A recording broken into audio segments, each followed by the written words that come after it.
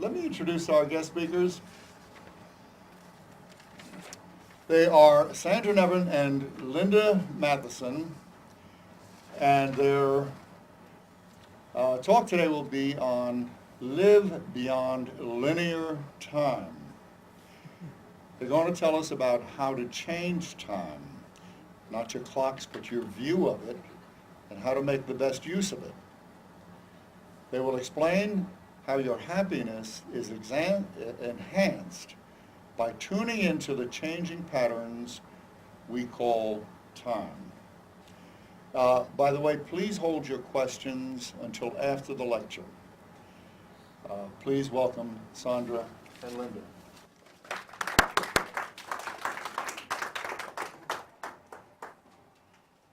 Good afternoon. I always love it being here. I live in Atlanta, and my friend Lynda lives in Asheville, and she came for a 5-day program, and or a 5-day meeting with me, staying overnight in my tiny apartment with me. And yesterday, we did a program at the Phoenix and Dragon called Time Travelers Club for Serious Adventurers. Last year, we also did 6 programs. It was called Dancing with Time. So I don't know what it'll be titled next year. Maybe some of you will think of a great title. So anyway, I want to start the program. I'm going to be mostly starting and ending with a little bit in the middle. My background is sort of an obsession with understanding people. Hello, welcome. Nice to see you. You're in exactly right. You're exactly on time. You're exactly right on time. It's nice to see you, Jim.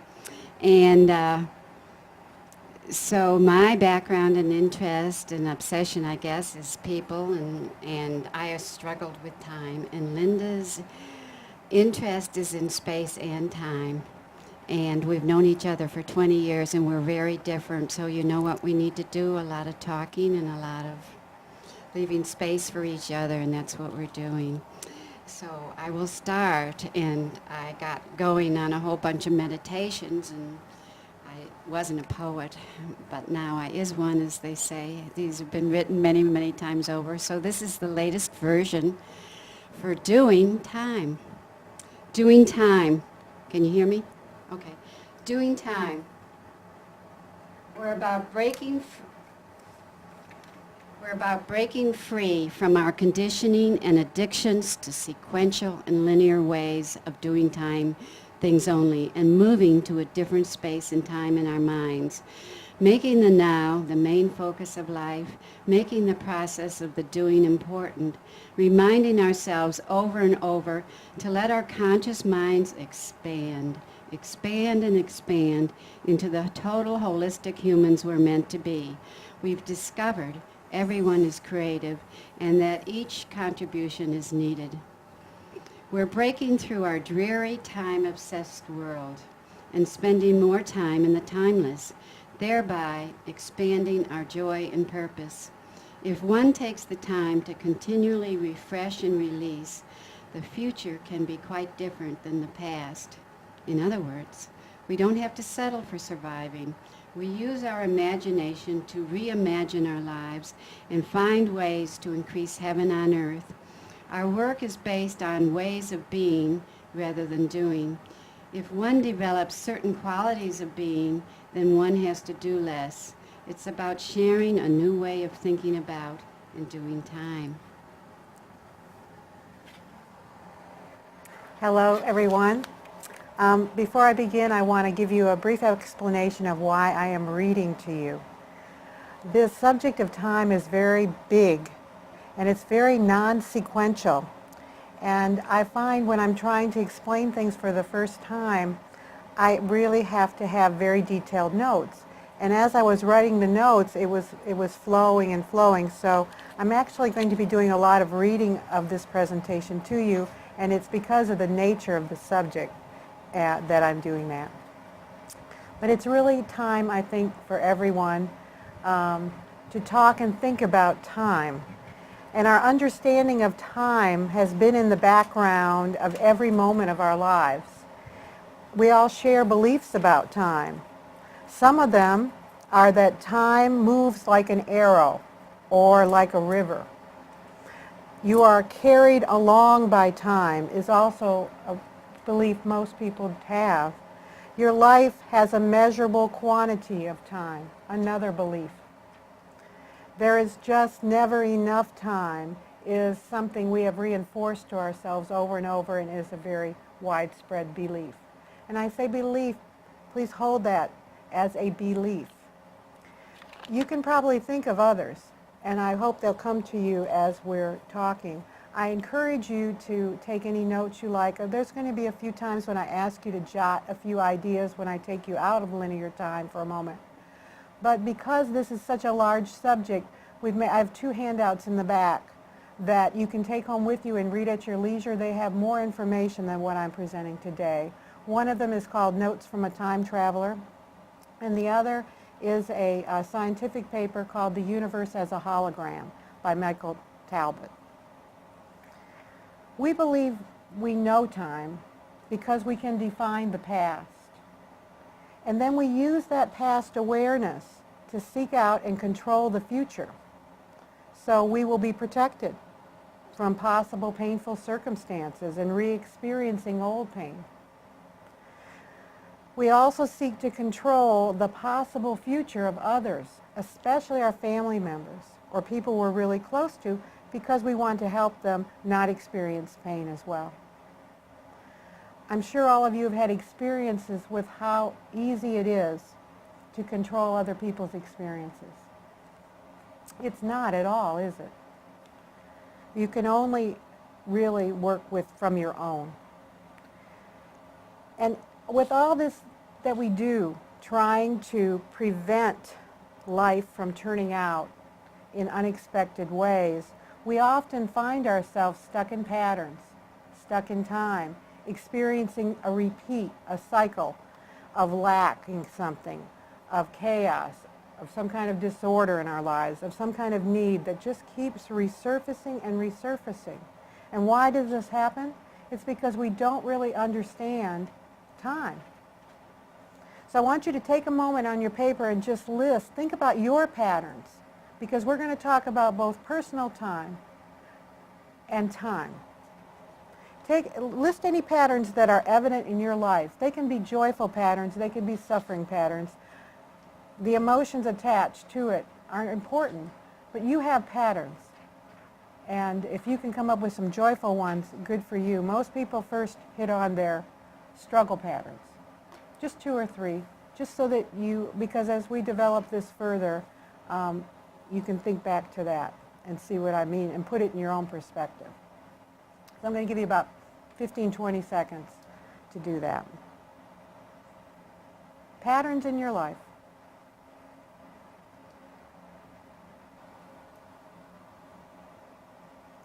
Okay.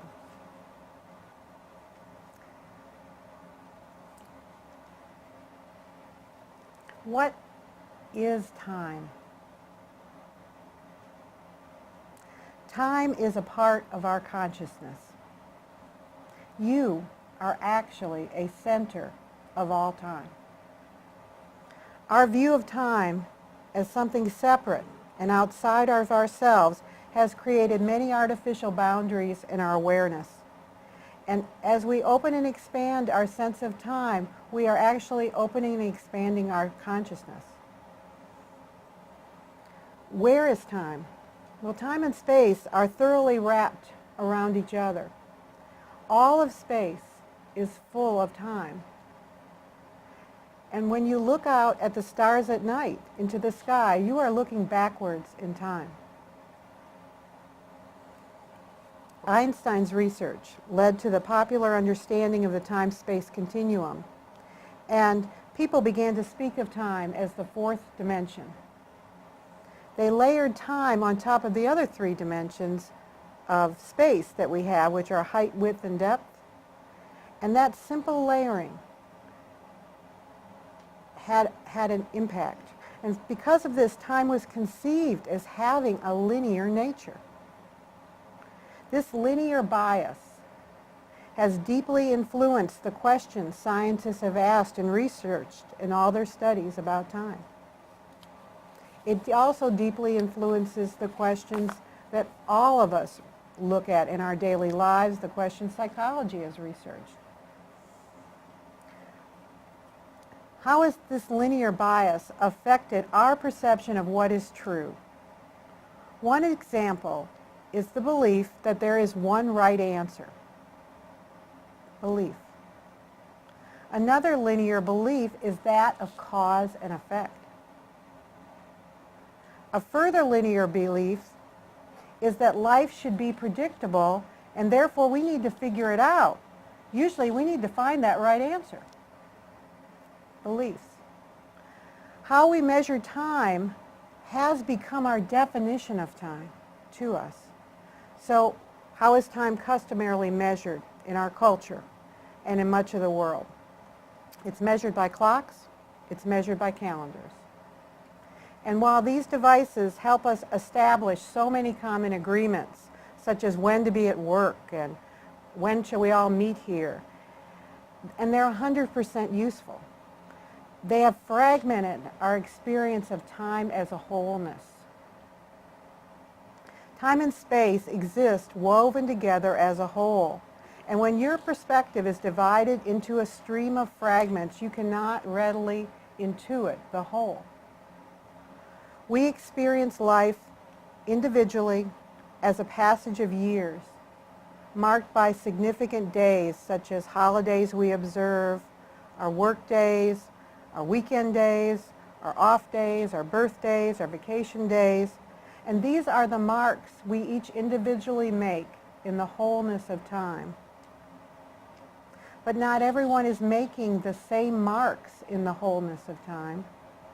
Not everyone celebrates the same holidays or has the same work days, birthdays. Of course not. So you are sharing your cycles of time with small groups of people who resonate with your timing. And in this way, we've pre-established our agreements, we fill our date books, we fill our hours. But hidden in the framework is much separation. We experience our time as separating us from much of the world and from nature. And this view of time from a separated perspective is normal to us now. It's time-consuming to us. We all do it, and we do it, and we do it over and over and over. And one could say we are all just doing time.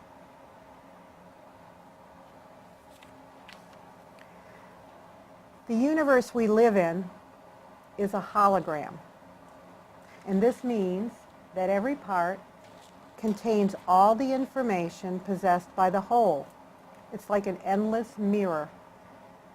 The microcosm mirrors the macrocosm. The whole exists in every part. The whole. This means that all of time is mirroring within the wholeness of you, each one of you. And you have your own personal access, your own personal hologram of time. It's a version of the universal hologram, but it's your personal one with your personal experiences and your personal questions. So what's in your hologram? This is a huge question with a tremendously huge answer. Everything is in your hologram. Everything that exists is included in your hologram. However, only what you are aware of is experienced as real. The rest seems imaginary. It seems imaginary. Have you ever had a sense that there was more to you?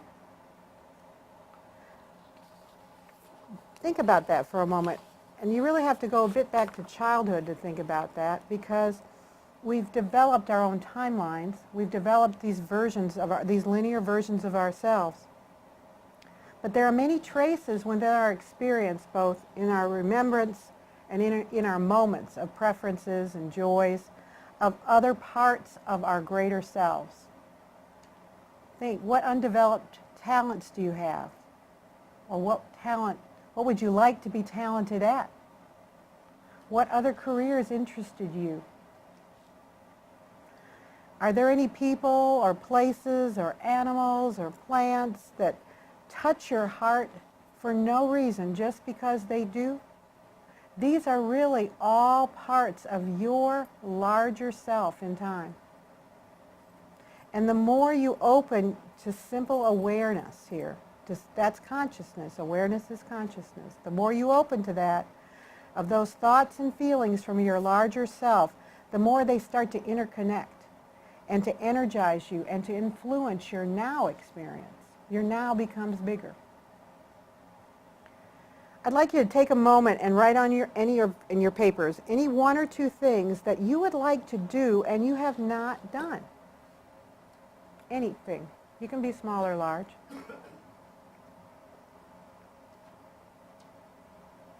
If it feels good to you, go back to your childhood and think about a couple of careers how did you play? What careers were you wrestling with? Maybe you abandoned a few because you just didn't feel like you'd be good enough. Or maybe the doors just didn't open at the right time. Unmade choices are as much a part of you as choices you've made.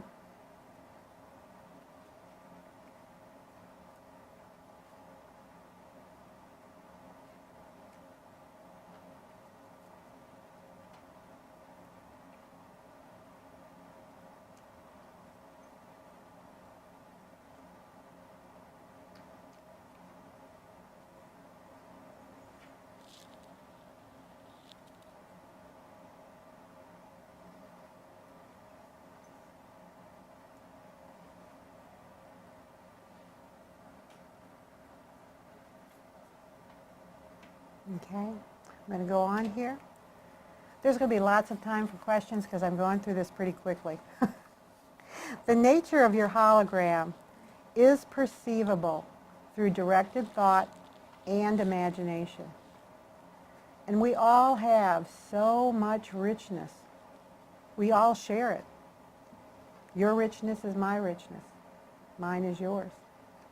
But much of it is unrecognized, and therefore, as long as it's unrecognized, it's unavailable to us. We have come to insist on building things in a sequence. And we've come to insist that the arrow of time move from our efforts towards our result. That we can see from our efforts it's all going to build into a result. You might say we have all really become addicted to sequence. It's what we trust. It's what we know. It's what we do. It's what we call time, and it's a limitation of our awareness. Effortless being is not part of our work ethic. Instantaneous knowing is not part of our expectation. It's because of our linearizing time. You have a very large personal version of that hologram, and it contains both success and failure. It contains both poverty and wealth. It contains both having and not having anything. It contains both fear and joy. You are a center of time. And where you focus your attention is most important, because time rides on your attention and expands into space. So have you ever had an experience of feeling, I'm going to talk to you about experience of shifting time now, experience when you're feeling very, very tired. You're doing something you feel you need to do and you're just exhausted, and you decide you've got to stop really soon because you're just so very tired of this. And then all of a sudden, something happens. Your attention shifts. And your attention shifts to something that inspires you. You might look out the window. I know for me, that's a real inspiration. Just looking out the window can expand my mind, and I feel inspired by the beauty of nature. You might think of somebody you love and pull it together to go just a little bit further. You might pet a cat or a dog. But your attention in that shift from tired to inspired, you're hooking two things together that you would normally not even notice. In that shift, you made one of the infinite interconnections that are available inside your own hologram. And when you leaped from tired to inspired, you probably didn't notice because they felt so different. But that re-energization happened because you accessed a larger part of your greater self that's all stored within your hologram. And you achieved a renewing of your consciousness in that moment. And you actually expanded your time. When you were tired, you were connecting to that part of your hologram that has all the data about being tired, what it feels like, how it happens, all the justifications for it. But when you left that part of that hologram for just a moment, accidentally, you hooked tired to inspired, and you, at that moment, really were powerful. This is really our true power within. You can go anywhere in your hologram, in the universal hologram, from where you are at the moment. And you don't have to go at the speed of light, you go at the speed of thought. This is your real power, and how you can define and redefine and reimagine your outer life from within. Does anyone here not have a problem? I'm sorry, but I do too. I mean, that wasn't a trick question. It's just that we mostly listen to things so we can figure out how better to solve our problems. But accessing your larger hologram for creative expansion is one ultimate way to look at and transform any problem you are facing. Anyone. There's no limits to these problems, what you can do here. Because problems are interpretations that are based on a fragment instead of the larger whole. It has been well said that you can't solve a problem from the thinking that created it. Now you can see why. The experience of a problem is often felt as some kind of blockage, some kind of stopping, and you can narrow your attention to, I'm having a problem. And our feelings anchor us in time, especially, and they get stronger and stronger as we go through our cycles. But these strong feelings act like anchors in time. So one problem that you might have today will bring up frustration and experience of difficulty from many other problems.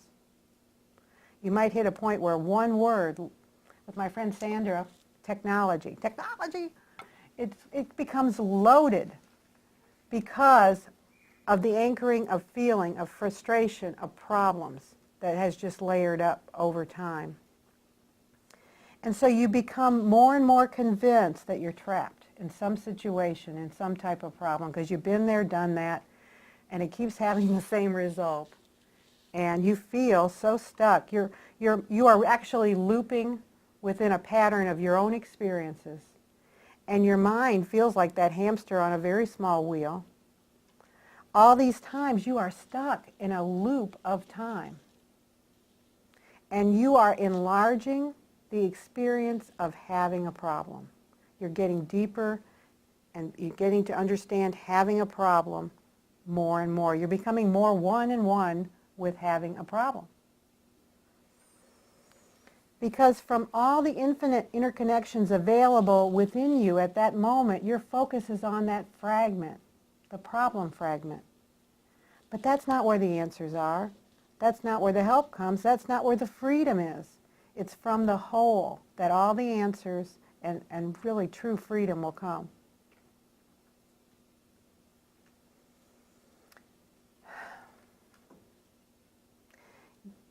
I hope I'm not going too fast for you. Is anybody, let me know if I am. You are always traveling in time. Many people travel through time like a driver who's studying the rearview mirror the whole time. We do this because we're trying to protect ourselves from pain and suffering. And we're holding on to the significance of the old patterns of ourselves, the significance of the pain and suffering. We're actually guiding ourselves by the significance of things we do not want.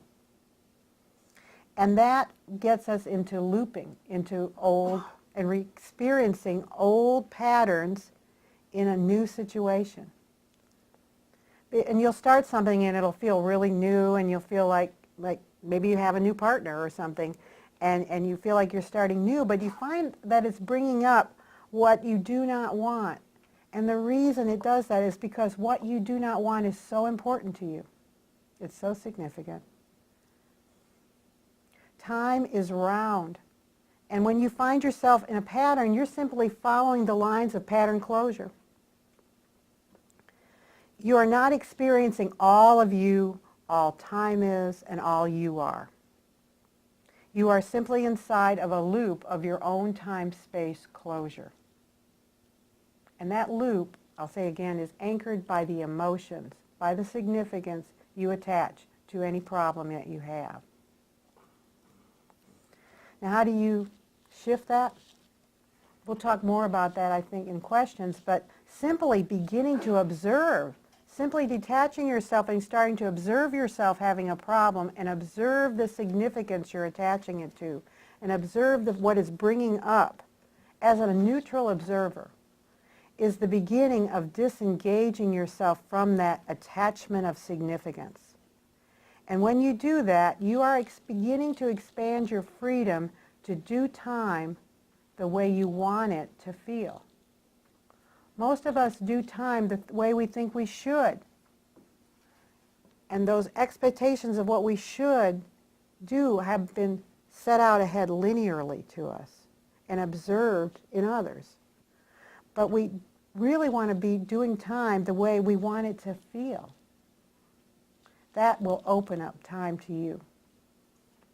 Sandra has a really wonderful analogy called the circle of suffering, and I wanted her to share it with you. So here I am, Miss Nice Girl, back when I was under 10. And when the girls did the girls' things and the boys did the boys' things. I had a twin brother, and my father chopped wood, and they cut bushes, and they went down to his machine shop, and they fixed everything that was broken by my mother, who was staying at home playing with his electronics. I shouldn't have said that. That wasn't part of the speech. But it was actually pretty close to the truth. So I'm upstairs canning tomatoes with my mother. Have you got the picture? Okay, there I am. So I start in, and first of all, I'm feeling pretty stupid about their stuff, whatever they're doing, which is a big mystery to me. And somehow I get the message that I'm stupid. Okay, so years go by, and I get to here, and there's a tech problem. You think I can solve it pretty well here? Feeling stupid about my... Okay, and then we get to like 25. Am I going to solve my technology problems there?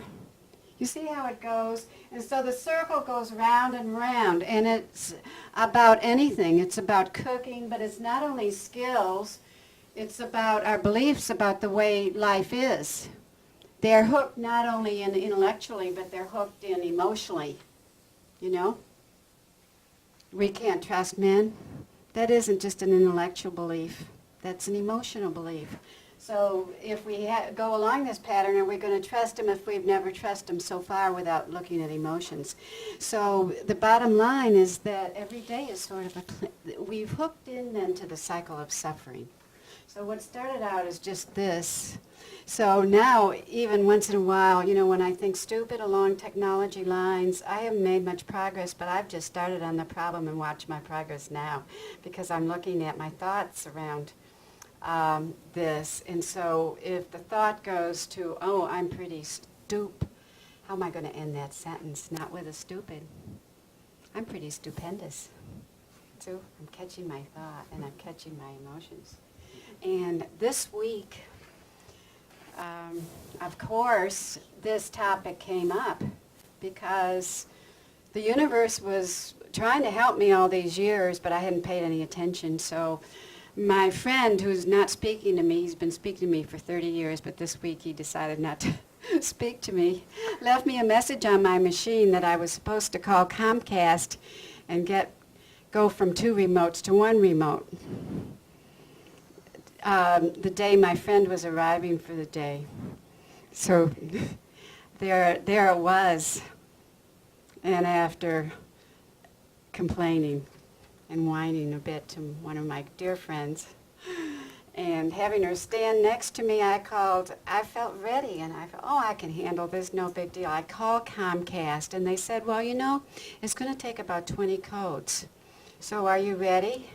You know how it is. I'd already lost him, and we'd already spent a long time doing this. I said, I'm ready, and the thing is, I felt emotionally ready. I'm going to handle this, no big deal. He told me the first code, I pushed it in, and he said, I've never seen this before. You've got it on the first code. So there it was. So who knows, if anybody wants anything fixed, you might want to wait a few months while I get my practice up. Sandra, do you want to also tell them about how, as the circle of suffering enlarges, what happens to your life? Okay, as the circle of suffering enlarges, a man by the name is Stephen Hayes. He wrote a book. I'm not sure what the name of the book is, but it spells S-T-E-P-H-E-N. And his last name is Hayes, H-A-Y-E-S. And he was on the cover of Time for his insights. And one of the things he says, he has the circle of suffering here, is your circle of suffering enlarges. And as your circle of suffering enlarges, your life gets smaller. Your life gets smaller. And the universe is always trying to help us end suffering, so it always gives us challenges every day and opportunities where we can just release it and let go. Does everybody understand that? Okay.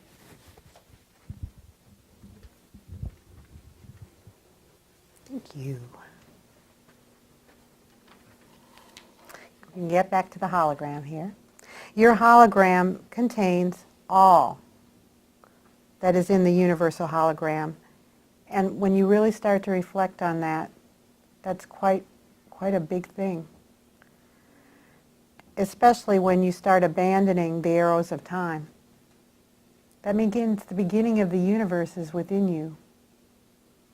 I find those kinds of things really fascinating too, and that's why I'm throwing it out at you. Maybe somebody's like me who just, those kinds of things will get me going for years of research and trying to understand, well, how is that? But everybody gets in these time loops, and they really have narrowed our lives to the problem we have and the patterns we most don't want to have repeating. And there's a lot of different ways to approach that, and moving your emotions is one way to widen your circle, to expand your time. But theoretically, and looking at this kind of in a more objective way, rather than talking in an emotional way, where do you look when you're going to try to resolve these time loops holographically? You have to look where you have never looked before. You've already mined that problem thoroughly, and you've spent a lot of time deepening the mind. But you have to look where you've never looked before, and this, for most of us, is outside of sequence. So what is the flow of non-sequence? And the flow is really starting to get into non-sequence. But what is the flow of non-sequence? It's instantaneous communication and connection of the hologram. You might say it's the living light. Non-sequence is an integral part of time. It's the part of time we've missed. It's the part of time we don't kind of work from. We don't even, we didn't know it was there, really. We have long confused time with the instruments that measured it. And like clocks, our clocks measure a linear perception of sequential time. And we all work from that and live off of that. It's like we've been living in the flatlands. But you think about an ant on a spaceship. The ant's on the spaceship, he's moving around, he has this perception, but he has no idea of the greater whole of which he's a part. And we're like those ants. The universe is whole. It is a hologram. And when you begin to include those non-sequential elements in your personal version of the hologram, you will know that you cannot think of anything that is incomplete. If you dreamed of inventing something, somewhere in time it's already done. Questions are born with answers. And all problems are little parts of satisfying and beautiful and bigger resolutions. So you can access your hologram at any moment in new ways that take you out of sequence. Have you ever noticed how relaxation really allows inspiration? My friend Sandra here has a quote. I'm not sure who said it, but I'll never forget it. It's the relaxation is the key to brilliance. Ideas will leap out at you in the shower. I know that's where they hit me. I'll be trying to remember something during the day and it'll be gone, gone, gone. And I'll be in the shower, have no need of that name or anything, but it'll leap out at me. Because one, it's not just because I'm not trying. That's my consciousness that's lighting up in non-sequentially. And the parts of the hologram that were related to my intents, my purposes, my needing to know that name lit up. They didn't light up in sequence, but it's there. And the bottom line here is that you can expand any part of the hologram. And that's how artists create. Many artists create from this place of knowing without knowing how they knew it. Whatever you want is there in the hologram because you're perceiving it through thought. You're connecting with it through thought. Your questions up to life are so important because that's what lights up the hologram. A question lights up areas of the hologram, non-sequentially, that are related to all of the different answers. And I have to keep saying that, all of the answers, because there is no one answer. There are lots of layers here.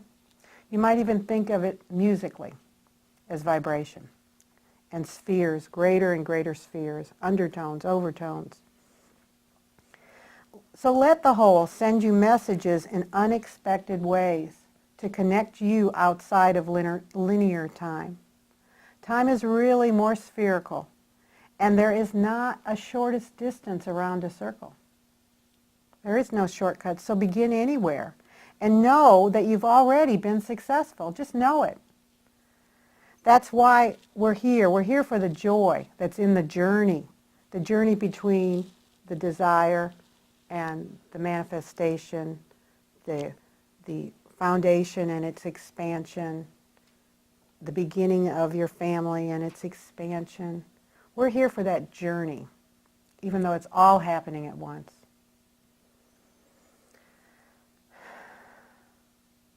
You know, too, that you have a goal or dream, and if you are one of the fortunate ones who meet that goal or dream, it's never enough.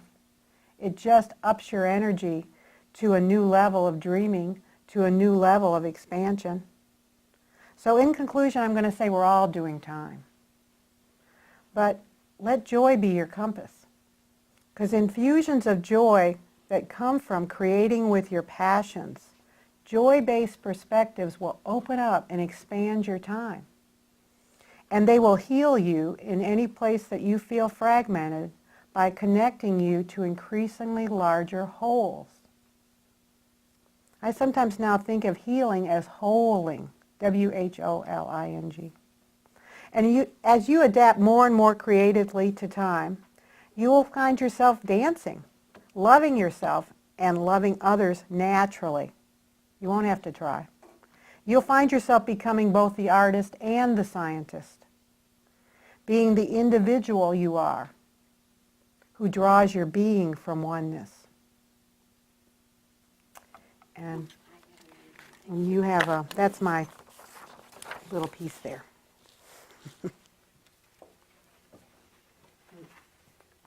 Imagine working with her. It's wonderful. very expanding. I am so fortunate. But I'm the meditation writer, and February is the month of love. And we all know that love saves time. So we're about to go into Fearless February. I am fueled by love, not speed. Let's believe just for today that love saves time. So we start down Lover's Lane with a skip and a jump, and sure enough, blocks to loving appear within us. Appreciation, we discover, isn't always our first reaction. We slow down, open our hearts, and pay attention to seeing and understanding you. This, we find, indeed takes time. To appreciate some people takes longer than others. If we can catch a judgment thought in midair, we're home free. But if feelings we don't adore take hold, we bravely give them space, attention, and care. Feelings are just energy ready to move on through if we allow them, although sometimes we think feelings will overwhelm us. Uh-oh, if you're not to blame, it must be me. And then we realize attacking ourselves is hurting a beautiful person too. After all, we're only human. We cut ourselves some slack, take ourselves out for lunch, and go home for a nap. At first, to love everyone and everything seems impossible. However, maybe it's the real game worth playing. We must admit fear and anger and even a little irritation or frustration drain energy. Appreciation and acceptance of what is makes life sizzle and dance. So we find that really and truly, love saves time. Thank you, everyone. We ended right on time. One thing that has driven my family crazy over the years, not just my family, but everyone that has known me, is I have very little sense of the passage of time. I know it happens to everyone occasionally where you'd be surprised by how much time goes by. But for me, that's most of the time. Could you talk about that phenomena and what it means? And if I have not looked at a clock, I cannot tell you whether I have been at something for 5 minutes or 5 hours if I've gotten absorbed in it. Could you just talk about that? Well, the first thing I'd want to say is that does it negatively impact your life? Occasionally. Because it sounds to me like you have a gift. But I get around it by setting alarms on my BlackBerry to go off to remind me to do things. Otherwise, things don't happen.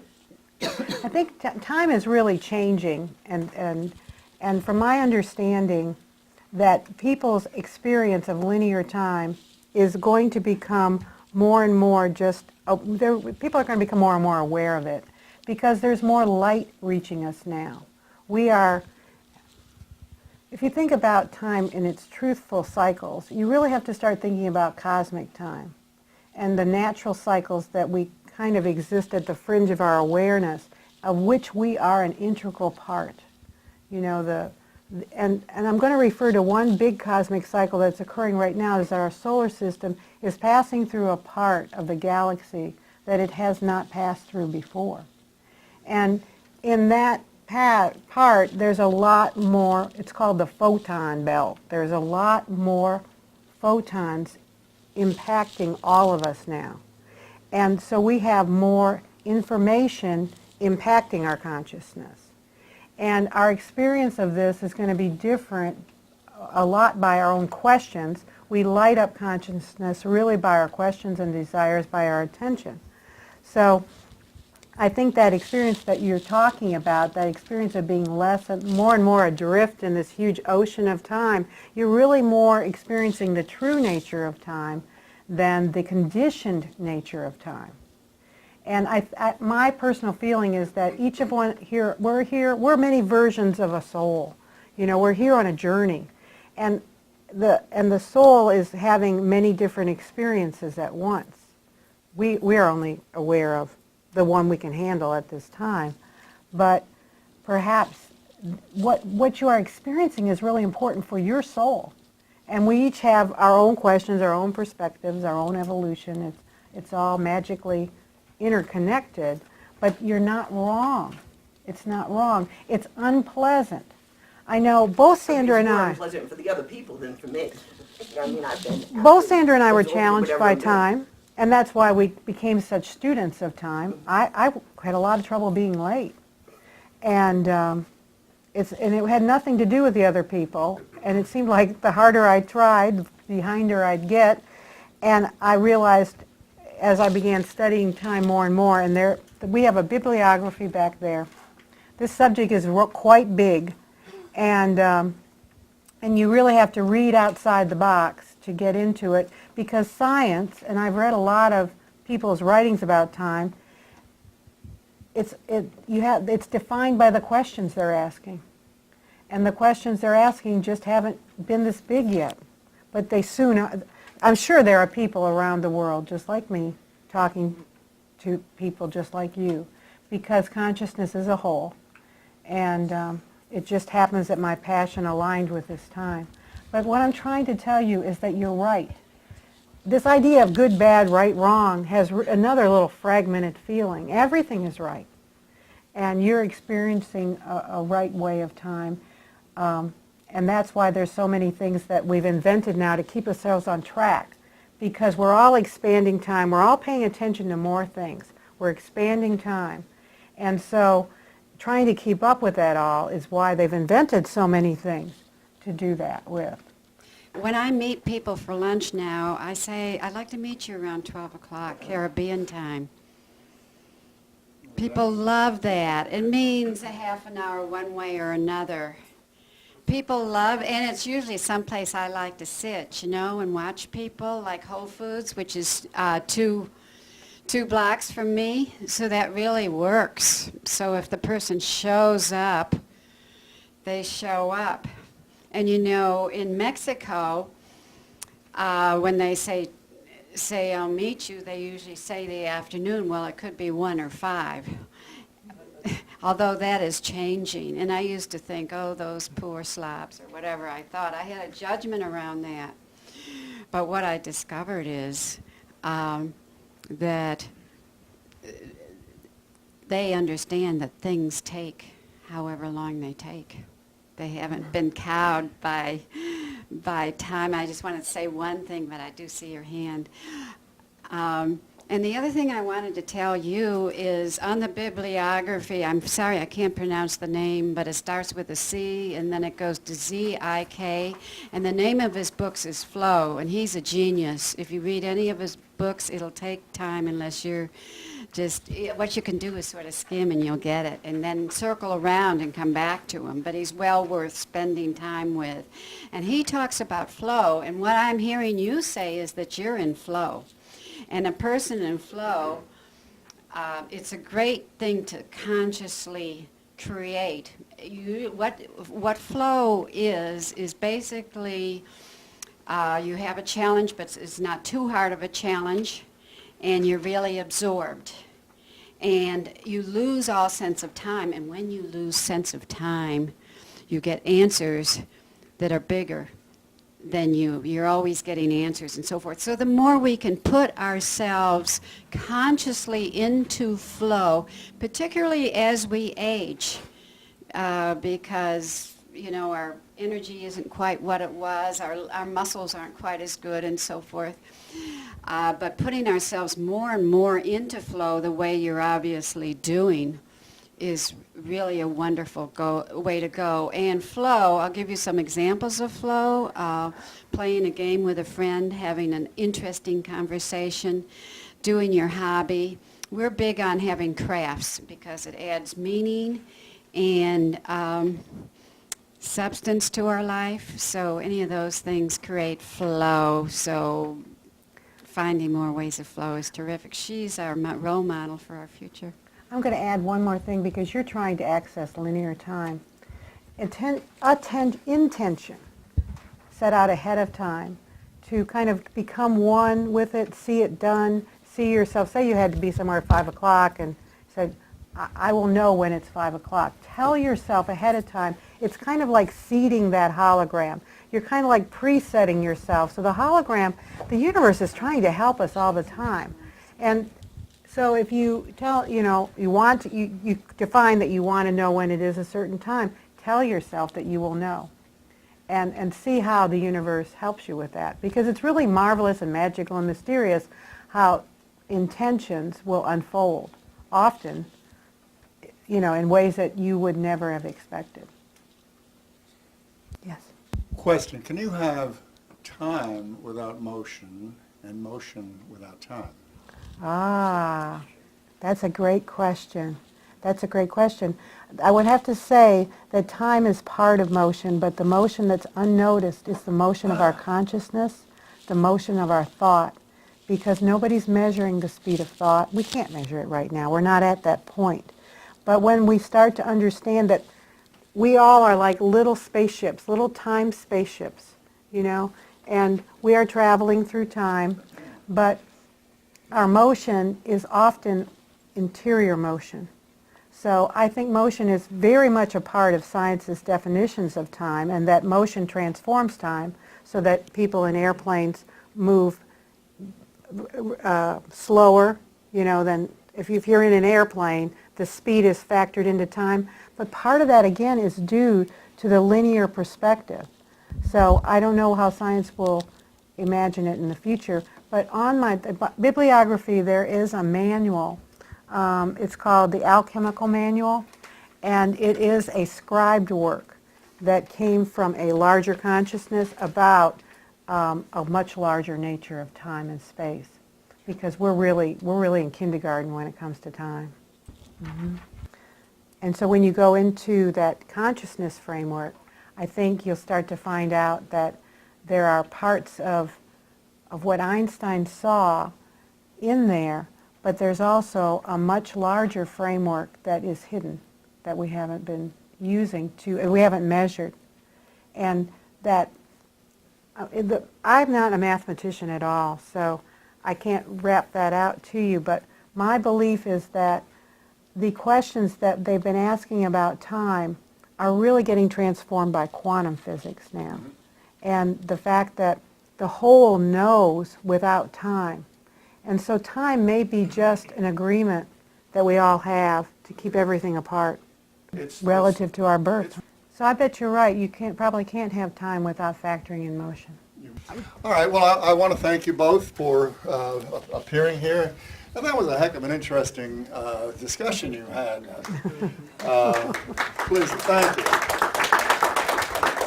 Thank you.